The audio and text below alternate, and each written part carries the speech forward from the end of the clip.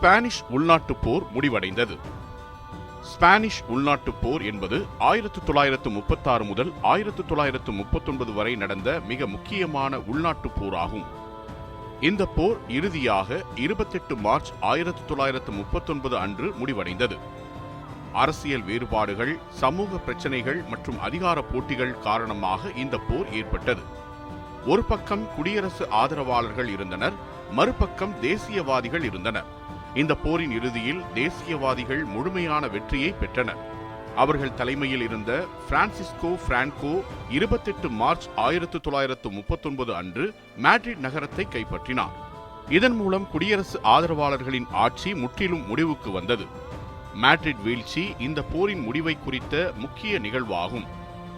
இந்த போரின் முடிவால் ஸ்பெயின் நாட்டில் ஒரு நீண்டகால ஆட்சி மாற்றம் ஏற்பட்டது. ஸ்பெயின் முழுவதும் பிரான்சிஸ்கோ பிரான்கோ தலைமையிலான ஒரே ஆட்சி நிறுவப்பட்டது.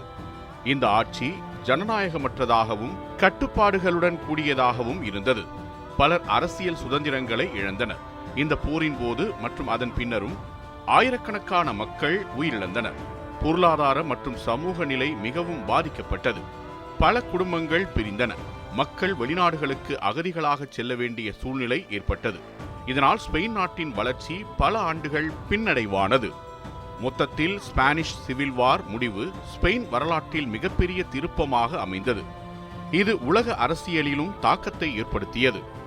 இந்த போர் முடிவடைந்த சில மாதங்களுக்கு பிறகு 2ஆம் உலகப் போர் தொடங்கியது என்பதால் இந்த நிகழ்வு உலக வரலாற்றின் முக்கிய கட்டமாகவும் பார்க்கப்படுகிறது.